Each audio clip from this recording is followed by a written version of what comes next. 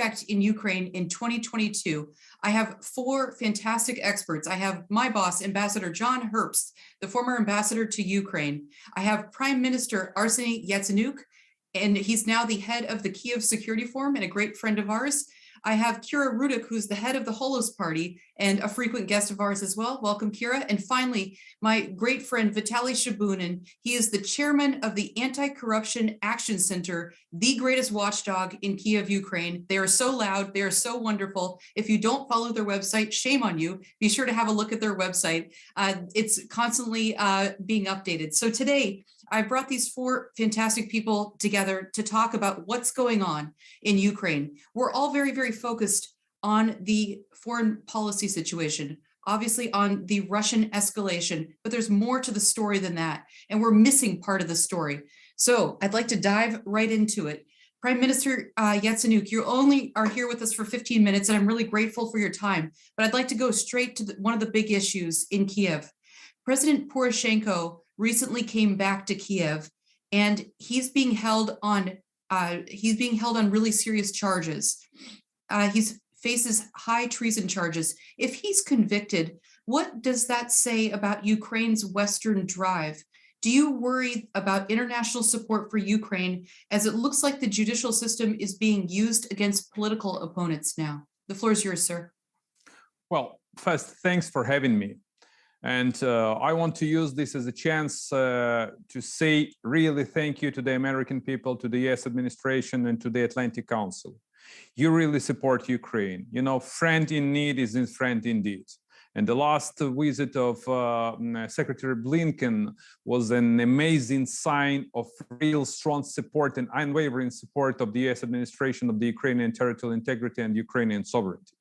In terms of President Poroshenko, look, here is the thing. The good news is that yesterday, just the time Secretary Blinken paid his visit to Kiev, the judge ruled more or less, I would say, acceptable verdict.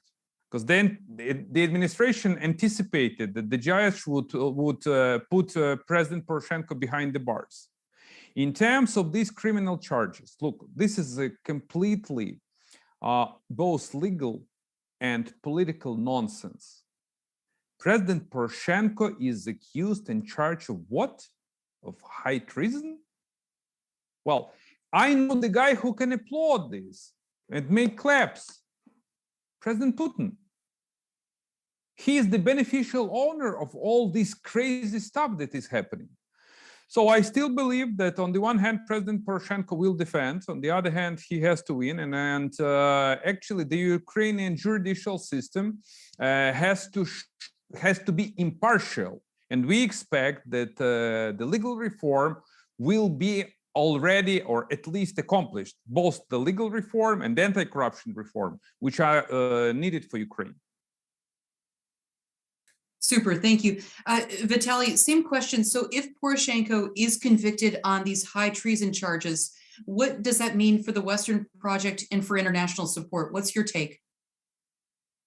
The point here is that even if Poroshenko will be convicted, even if no one believes that, no one believes in fair justice. I just will quote one message from the Office of the President on that issue, on this case. And they officially told that Poroshenko misused his procedural rights.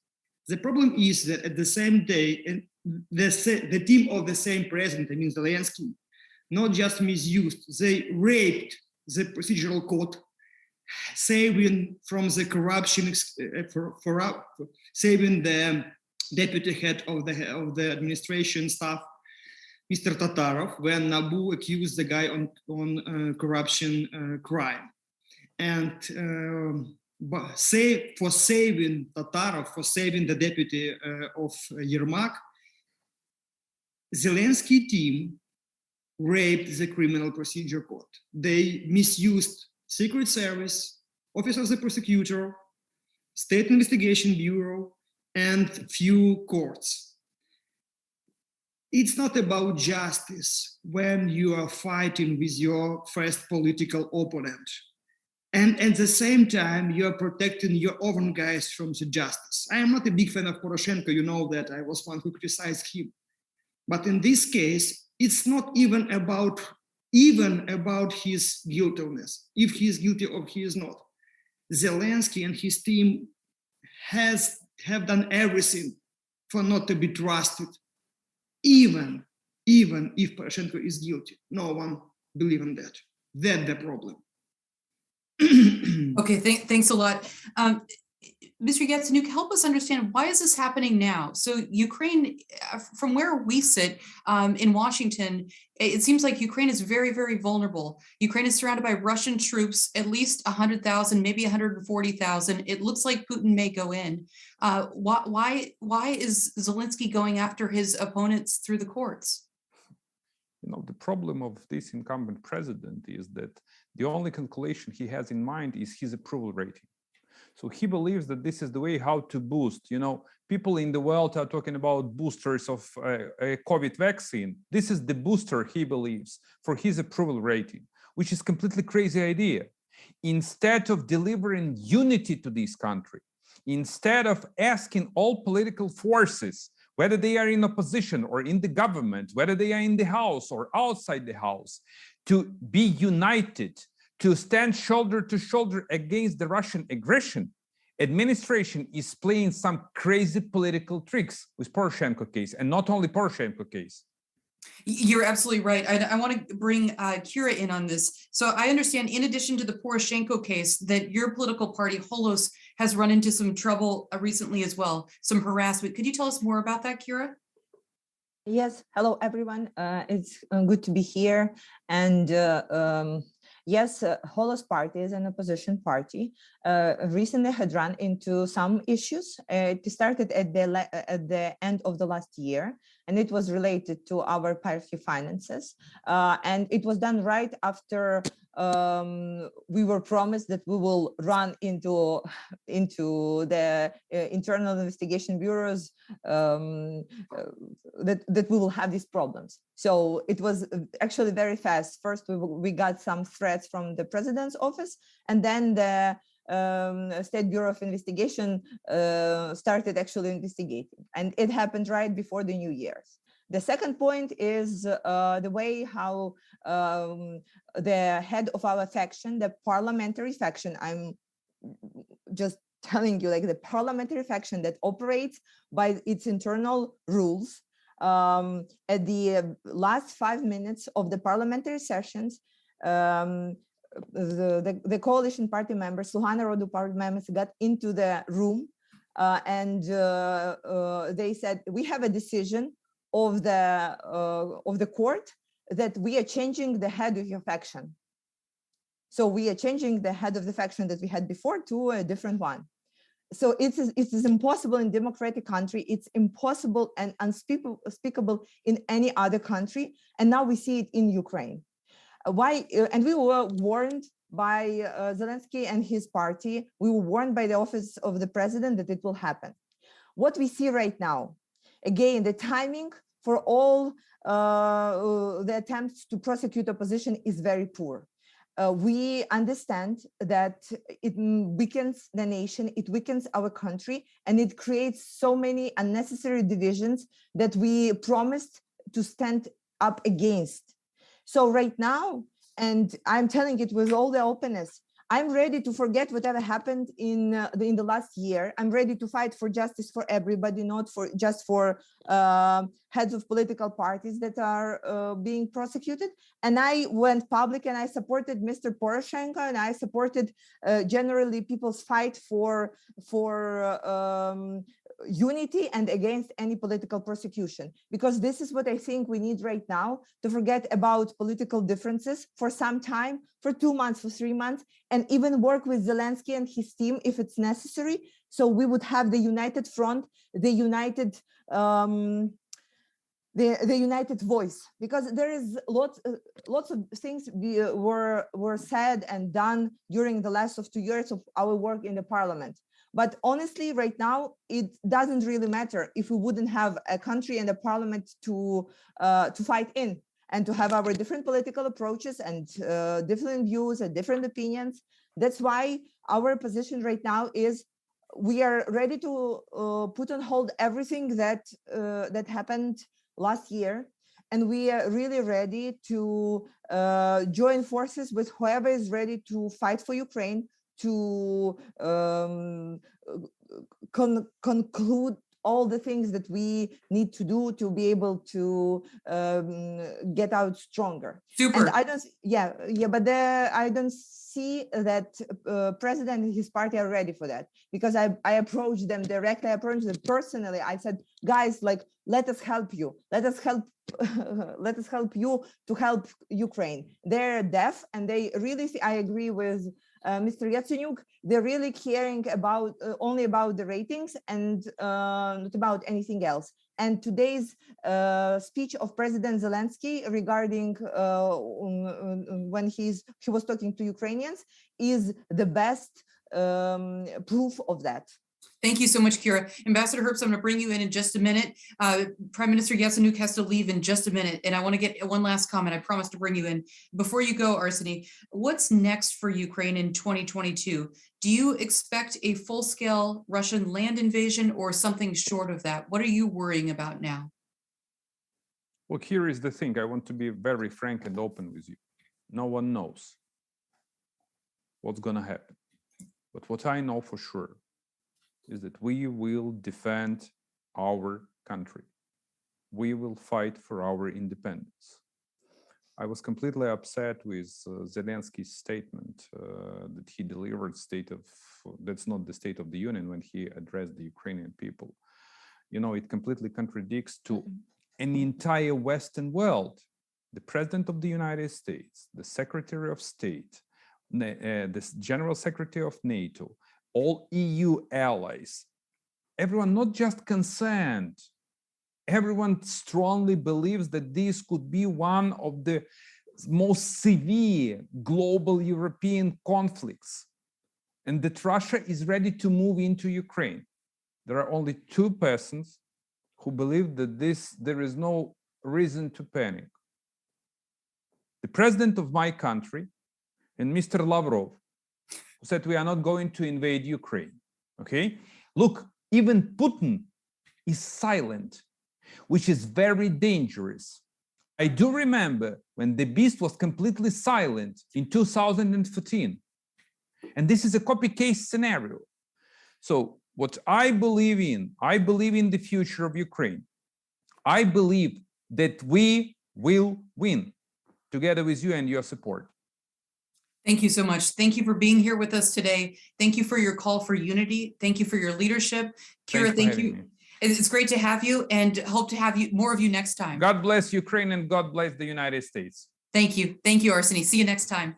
Appreciate it. John, please jump in here. So I'd love to have your perspective. Let's go back and just finish out the Poroshenko bit. So if he is convicted, what does that mean? How would Washington see that? Could you help us understand that, please? Well, the official position that Washington has taken on this matter is that this is now a time for unity in Ukraine.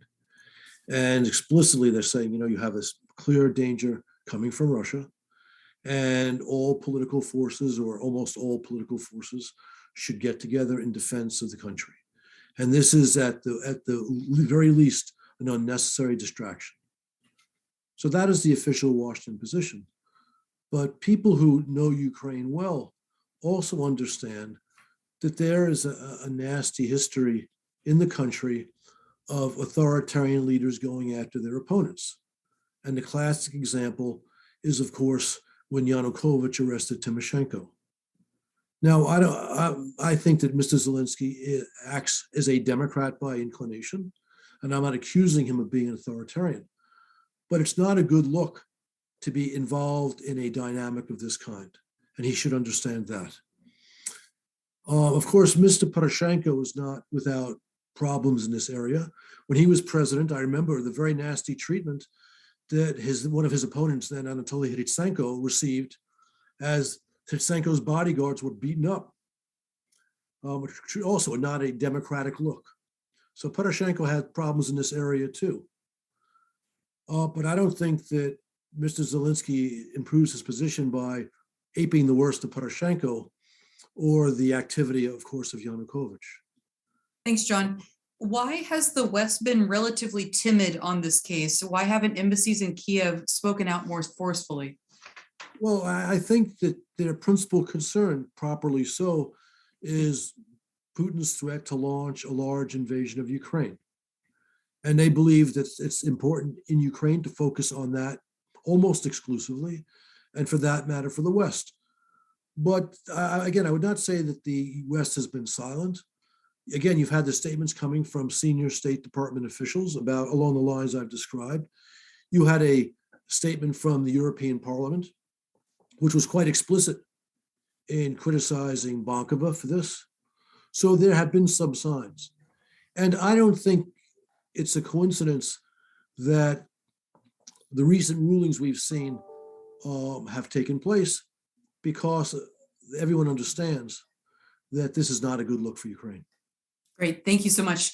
So this is not a doom and gloom Ukraine event. I just want to make that clear. There are good signs, and Vitali Shabunin tells me all the time that I need to be watching for good signs. So let's broaden this discussion. Before I do that, I want to say we invited the presidential White House to send a spokesman or a spokeswoman or spokesman. They declined to do that. This is not a beat up Bankova event. They are always welcome to express their views, but they were too busy today, and they have a big conference. Hopefully they'll be able to join us next time. So Vitali, let's broaden this. Let's talk about what to expect in 2022. You said that there is good news today. You said there's good news on sanctions, and there's good news on the High Council of Justice. Bring us up to speed, please. And John, if you could mute, that'd be wonderful. I just will make one step back, speaking about the Poroshenko case. And the fun part of this story, if I can tell the fun part, is that the institutions which is now persecuting Poroshenko in very strange way are those ones which were not reformed by Poroshenko himself.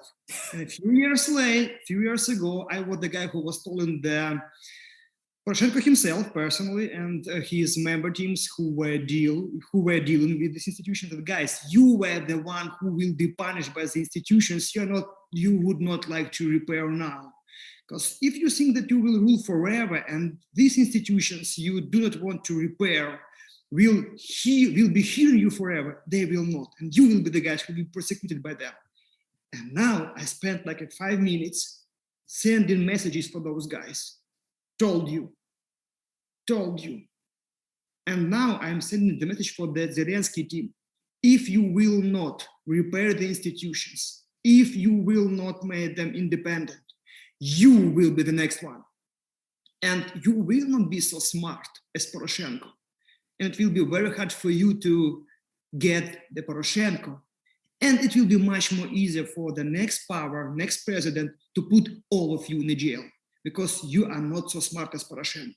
You have no such many friends inside the system as Poroshenko has.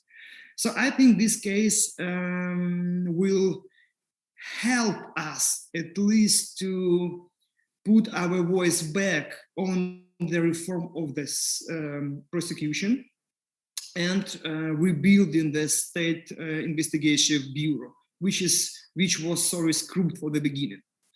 So all this story is like a great learning case study for everyone, for each and every president of Ukraine, that you have no other choice to protect yourself after you will step out of the power, but to reform the institutions. And now let us speak about the good part of the story of this year. So we have the historical chance for judicial reform. And with the help of the great pressure from USA government, from EU allies, we push this reform to the parliament. And now we have the implementation period of the reform, the beginning of the implementation period. And now we have this exact day, we have the first fruits of the reform. The key part of the reform is the rebuilding, the cleaning, the key institution in judicial system, the High Council of Justice, which has exclusive right to dismiss the judges. But this exact High Council protected the worst part of the judiciary. And this day, just today, the most awful, most corrupted guys from the High Council, the head of the High Council and his deputy, they just resigned.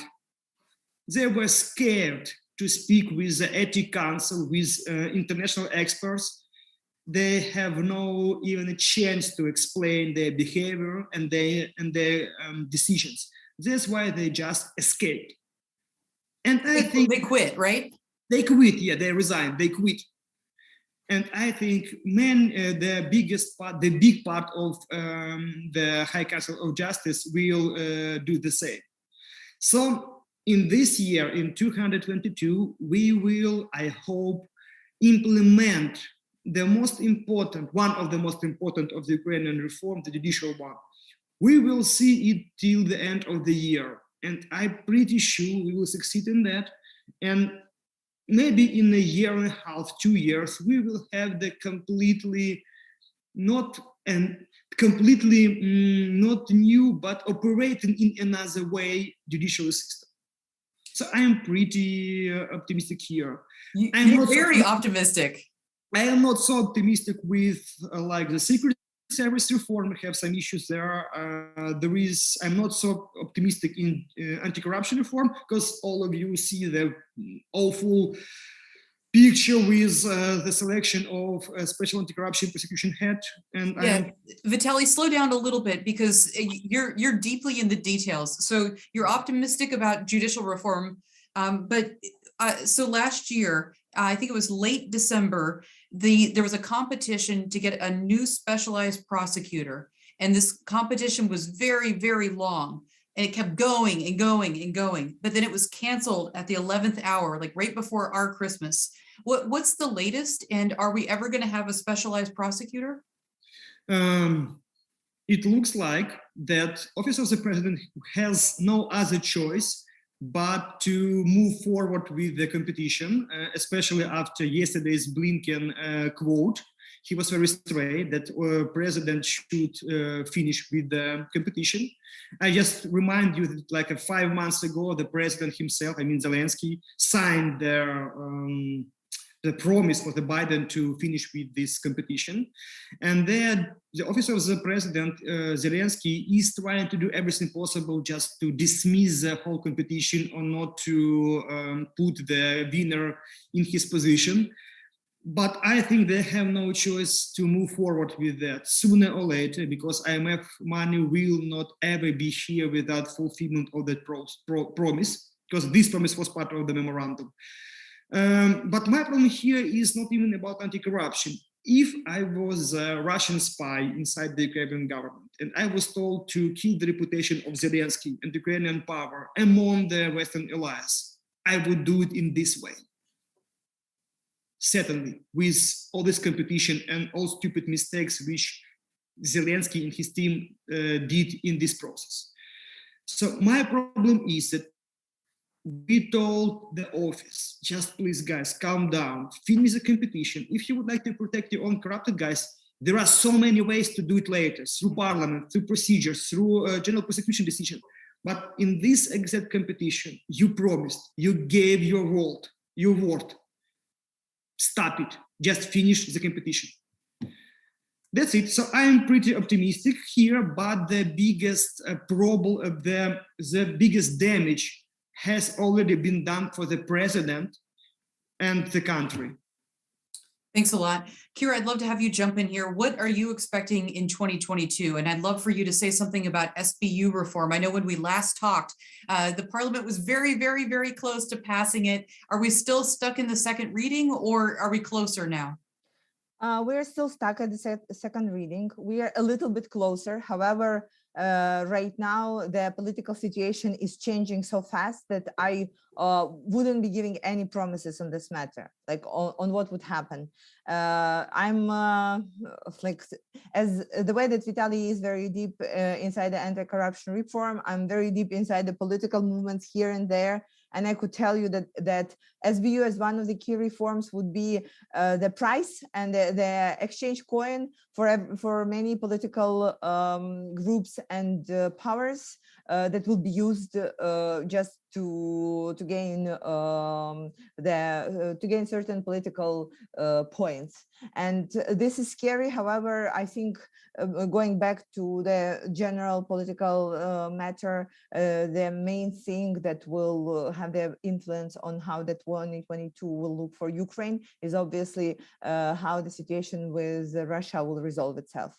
My biggest concern right now is the northern direction that was not protected at all. However, all the oppositional forces and all the normal and adequate people were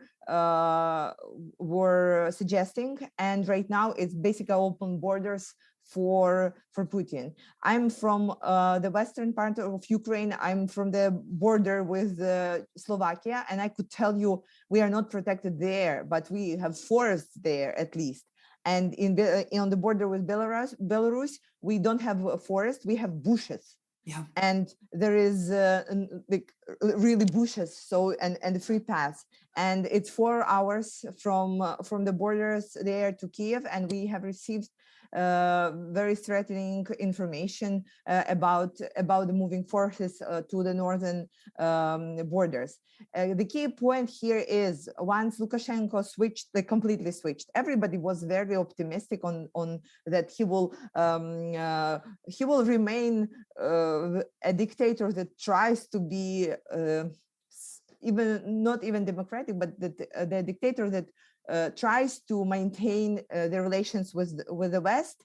That was a very, I think, naive hope.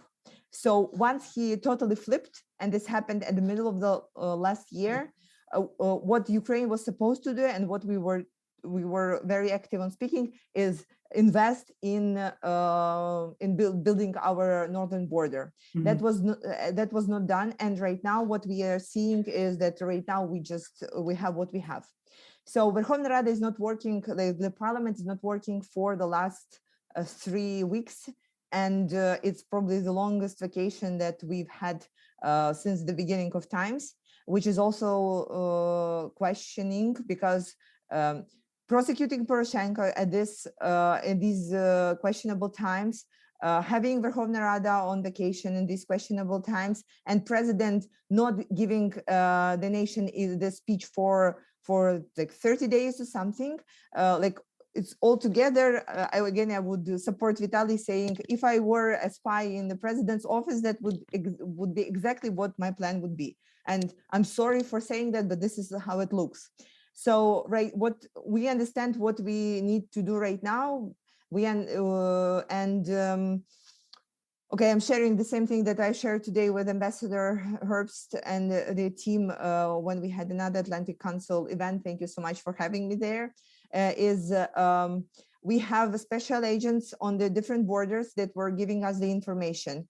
And on November 1st, they were saying he's gathering the troops, but he's not ready yet. On December 1st, I received the same message. A couple of days ago, I received that he is ready right now. And so that's why we are so concerned, because we understand that the threat is real right now.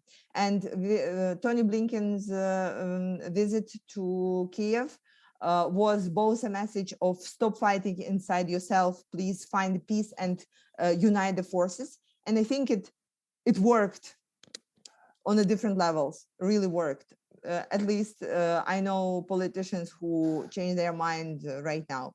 On the second way, on the second angle, it's been a great sign and help that both situation is really serious, and that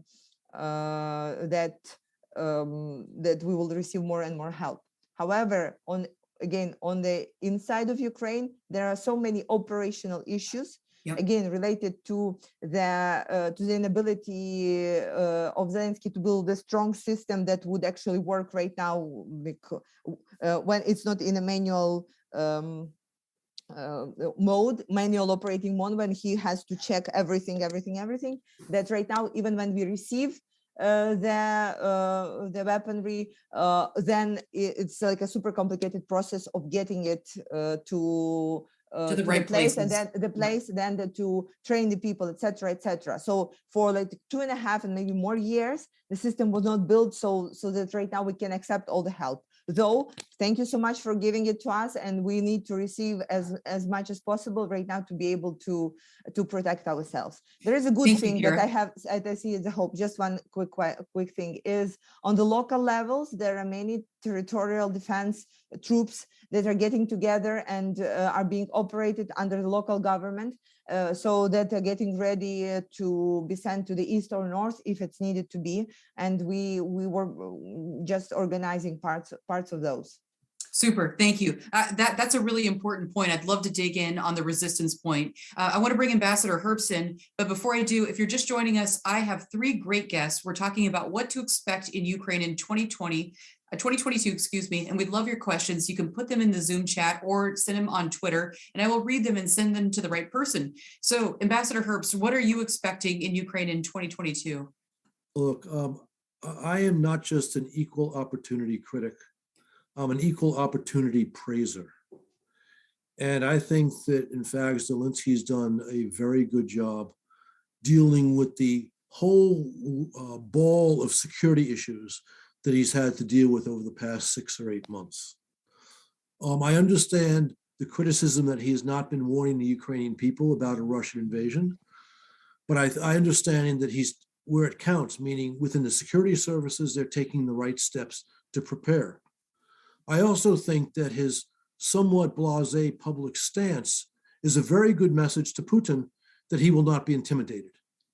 Because I think that Putin's real objective is to achieve his goals by threats and not by invasion. But then there's the last point, where I think Zelensky has been especially skillful. The administration here has made dreadful mistakes on Nord Stream 2. And in making those dreadful mistakes, caving not just to Germany, but also to Russia, and caving multiple times, not just in May when they waived the sanctions, but in July with that dreadful joint statement, and then refusing to follow up on their promises when Moscow began to manipulate gas for political purposes. Washington wanted Zelensky to shut up. And Zelensky was courageous and smart and refused. We know that's one of the reasons why it took till late August for Zelensky to get his invitation to Washington when Congress was not in session. And Zelensky has defended, I would say, not just Ukraine's interests, but Western interests by reaching out to Congress and working with Congress against Nord Stream 2.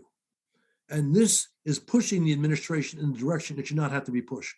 In other words, Zelensky is doing his job for the benefit, not just of Ukraine, but the West. So I think that this needs to be understood very clearly. Now, what's coming up next this year? I've already given my view that I think that Putin does really not want to invade Ukraine, because again, I'm an equal opportunity critic and praiser, and the measures that Biden has put together that he and the West will take against Russia if Russia goes in are enough to give Putin cause to pause. Yes, Russia has a sovereign wealth fund of $600 billion. That's a nice war chest.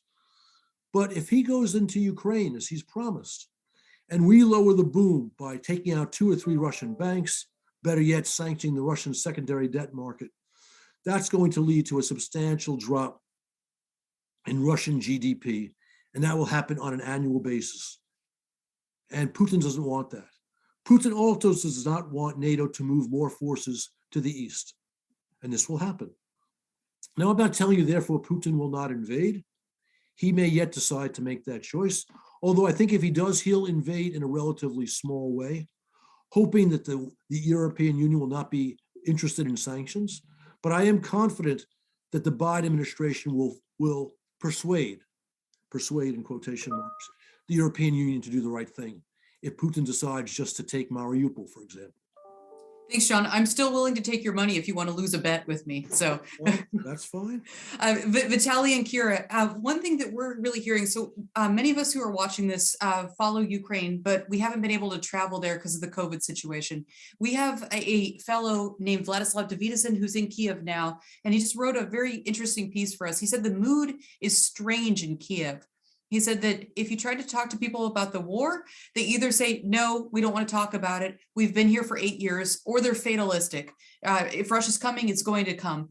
What's the mood like as you understand it, Vitali? Is that accurate? It depends from the people or bubble you are speaking with. I don't see such a mood in my bubble. Maybe it's because my bubble is a pretty strange one.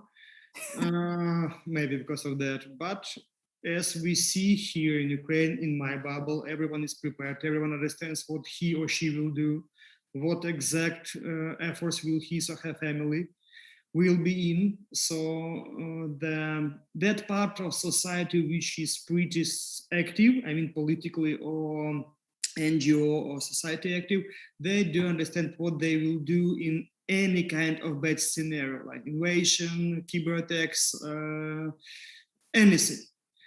To speak about the general public, it's not to me, it's hard. Due to the sociology you are speaking about, the Ukrainians are ready to fight, but the problem is only army can fight against another army. It's not about people who are ready to fight. It's not about the local self-defense forces.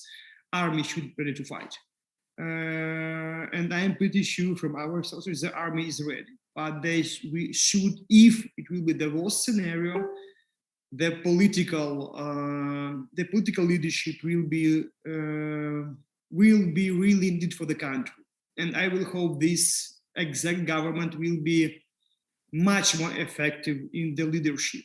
The problem is that this government, this political elite thinks that they are like a genius in communication, which is under the big question. Maybe they're a good one in like entertainment communication, maybe as an expert, but they are really dumb in political or like leadership communication, which is shown by a few last cases. I hope they will learn from their mistakes and will do their job much better than they're doing in this exact case. Let's hope so. Let's hope so. Kyra, what's the mood like where you sit? And you said that you're from Uzhgorod? Uzhgorod, right. Yeah. So yeah. if you have it, I'd love to know if your mom or any of your relatives have Yes. told you what the mood's like there as well. Bring that into the discussion too. So I traveled to see all my relatives, obviously, on Christmas holidays. And right now, the members of my party, along with the British MPs, are actually in Kramatorsk just right now, and I'm receiving the messages from them. So for the western part, they think that, okay, we already sent all our boys to war, we will send them again, we know how to do it. It's more on again on a psychological level, like let's get ready, let's get prepared.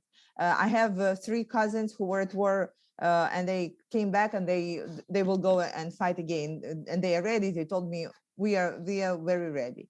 I again agree that the army should fight. However, the resistance, the training of the resistance, and giving opportunity for the resistance to train is part of this social of lowering down the social situation when people have where they can throw their worries to, so they would go and train. And this happens because there was a really informational vacuum from I think New Year still right now. So we basically learn on what happens from the Western media, and this was really unacceptable, and this created this tension and these worries. So at the eastern part, where my colleague is right now with the British MPs, she says the situation is much more critical, just on the matter that people are buying food in advance. They said, we know how to live during the escalation and we really don't like it. Some people, especially from the border, they just moving their families because and my friends from the American embassy here in Ukraine said that they were also advised to move or at least get on a call where they would be explained what services could be provided if the situation will be critical. So I was like, just before this, I was at a TV show where they had this poll, you know, when people are calling saying, are you really worried or not? It's not a real actual poll, but like around 5,000 people called and it was 50-50. Like honestly, it's rare when it's 50-50 because it's usually, you know, it's TV where they are trying to put you to say something. So it's 50-50. What I see right now is what is happening and what needs to happen is people should be given a way to all these worries to be taken to any kind of action. So then what president said, and it was, I agree, it was a really poor messaging. Why?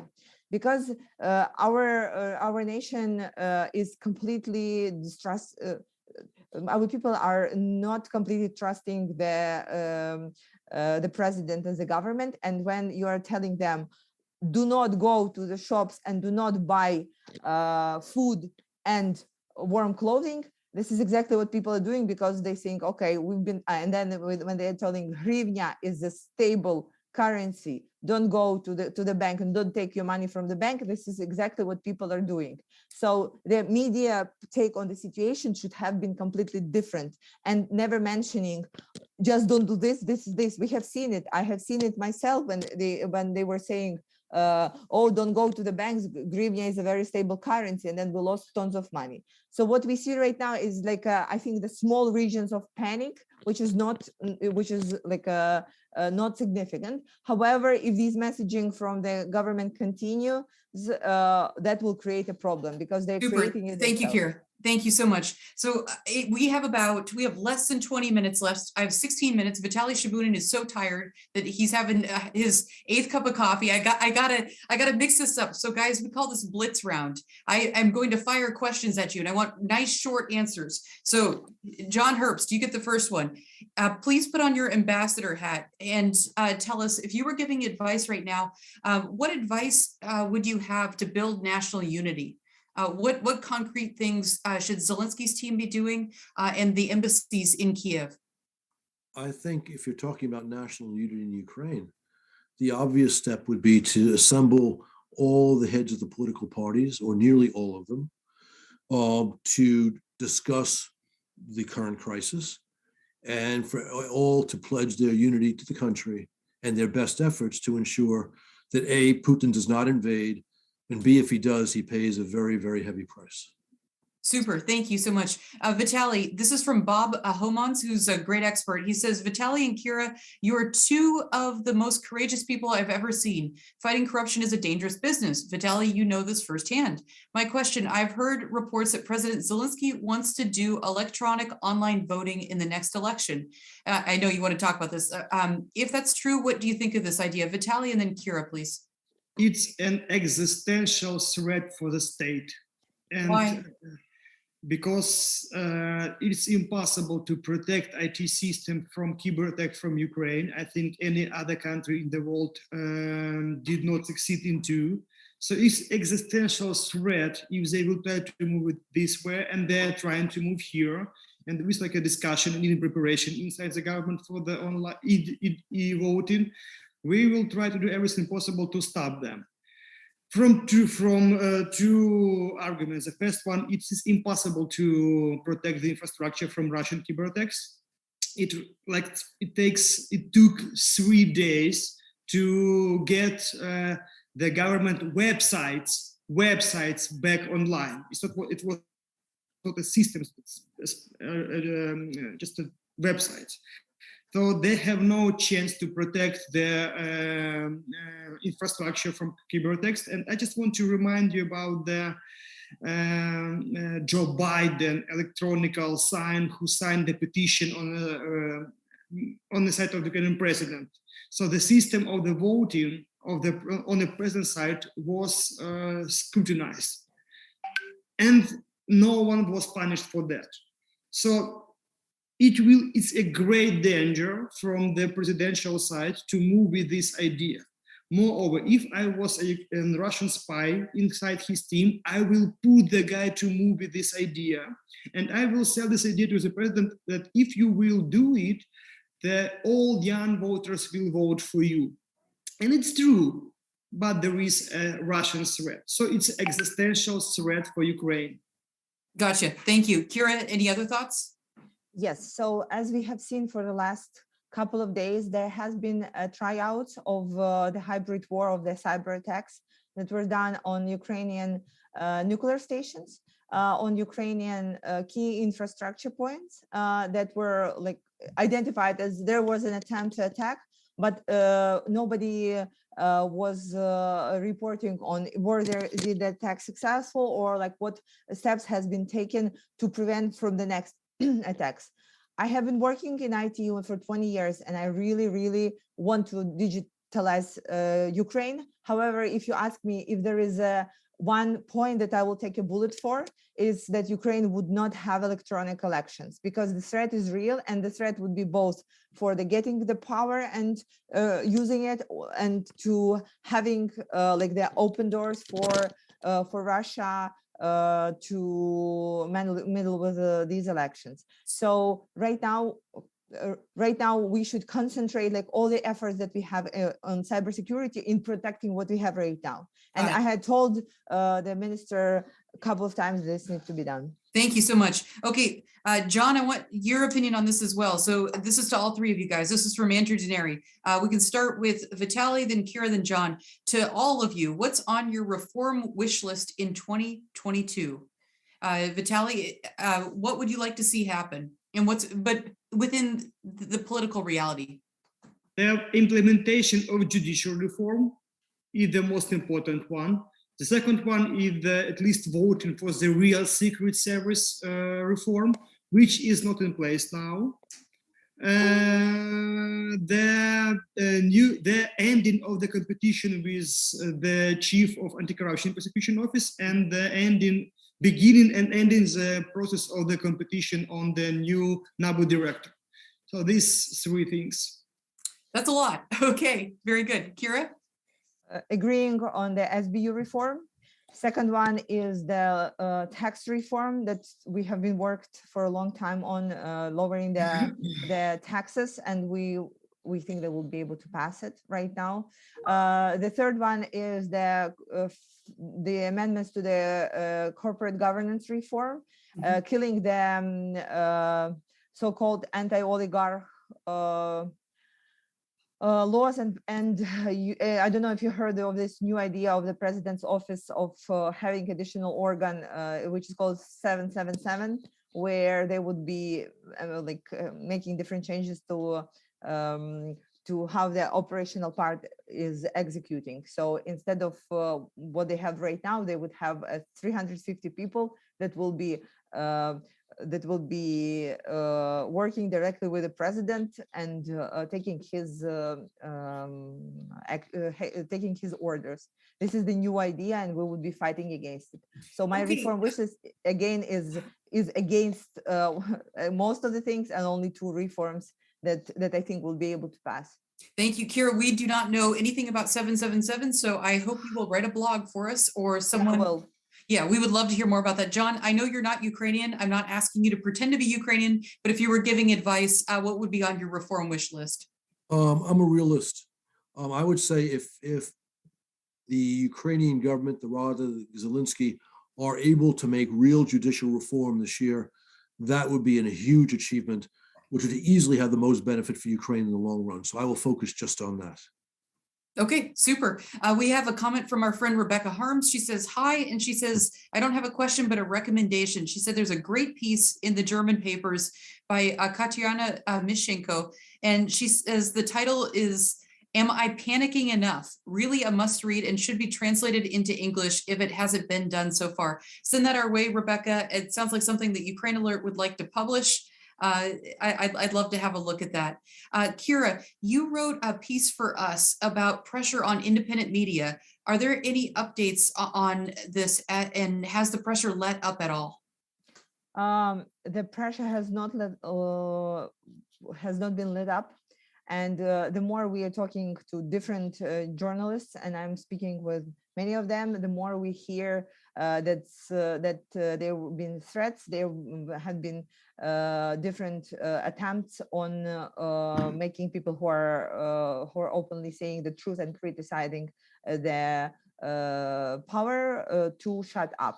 So the Ukrainian government changed the approach of how they execute on their media strategy. So they're now creating more and more controlled channels, TV channels, where they are executing on their own messages. So what happened recently is the Ukrainian internal parliamentary TV channel that was honestly the most boring thing that you could ever imagine, like, because it was just people boo boo boo boo boo boo, but it was open and free for everybody. So What was it called? Rada, Okay. like the Rada channel. So it is boring. I agree with you. Yeah. But you can, but whoever you are, you could come there and you can say whatever you want, and they will let you live, even if you're opposition, coalition, etc. So the last independent thing that happened there is, Andrei Antonenko, who was prosecuted for Sheremetyevo killing, etc., etc. Along with his team, we organized his speech at the Rada channel. That was the last thing that they allowed us to do.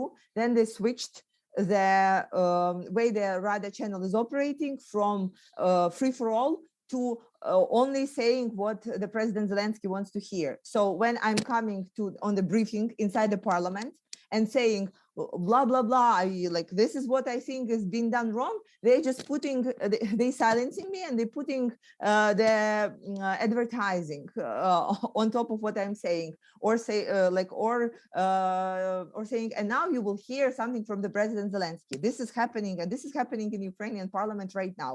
We had different consultations, and they said, no, this is what we want to do, and and you can oppose this, but this is how the things will end up. And this is expanding and this is on people's expense, because it's taxpayer funded. Yes, yep. This is tax-based funding. They are opening and buying additional TV channels where they created the list of what you can or cannot talk about, and these channels, it's very sweet. And these lists are already public, and people are talking about it, that you cannot say the words Yermak, you cannot say the word Zelensky, you cannot say that Russia is enemy, you only can say that the Putin is enemy, but the Russians are our friendly and brother nation. Okay. And this is true. It's public on the web, and I have been on different TV Thank shows. you. That's definitely something to watch. Vitali, you are a civil society activist. There's been a lot of people have been talking about pressure on independent media. How does it feel from where you sit as a civil society activist? Friends, there is many problems in Ukraine, but there is no pressure in the media on Ukraine, even for those ones which should be pressure, those one which is used by Russian government. But there is no any problem with like a pressure or independent on the speech. There are problems with using the effectiveness of the state-owned media. Maybe they are trying from the presidential team to create their own media, which are not successful, these attempts, but there is no pressure for the media, frankly speaking. Okay, we may have a difference of opinion. I got a new question for Ambassador Herbst. Do you have any thoughts on the new Senate bill introduced by Senator Menendez called Defending Ukraine's Sovereignty Act of 2022? What's in that, and would it help Ukraine now? Look, the principal purpose of the Menendez bill was to provide cover for Senate Democrats who refused to vote to override Biden's unfortunate waiver of sanctions on Nord Stream 2. It's meant as political theater. The way the bill reads, apart from the main story, which I just told, is pretty good. But if they want to make clear that this is going to help Ukraine, the Menendez bill needs to be put together in cooperation with the Republicans, so it's seen as bipartisan. Okay, super, John. Thank you so much. Vitali, I have the last question for you. So in the West, we've been watching Ukraine's new anti-oligarch bill, and we would love your views. So critics say it's unconstitutional and it will be used against political opponents. The president's office says, of course, that it's awesome and that it will finally deal with Ukraine's oligarchs. Who's right? This bill will not work at all. There is only one way to fight with oligarchs: anti-monopoly, antitrust legislation, and anti-monopoly committees institution. This law does not work with any part of that. So we should fight with oligarchs with an implementation of judicial reform and then repairing the antitrust committee in Ukraine. This will work. The institutions can fight with oligarchs, not such kind of bills. Super. Thank you so much for joining us. I've had Vitali Shabunin from the Anti-Corruption Action Center. Thank you for joining us and staying up late. I've had Kyra Rudik from the Holos Party and Ambassador John Herbst. Thank you for following our Ukraine work. We look forward to hosting you for a discussion on the 25th. And this is 6 scenarios in which Russia may go into Ukraine. We look forward to seeing you then. Until then, take care and good evening.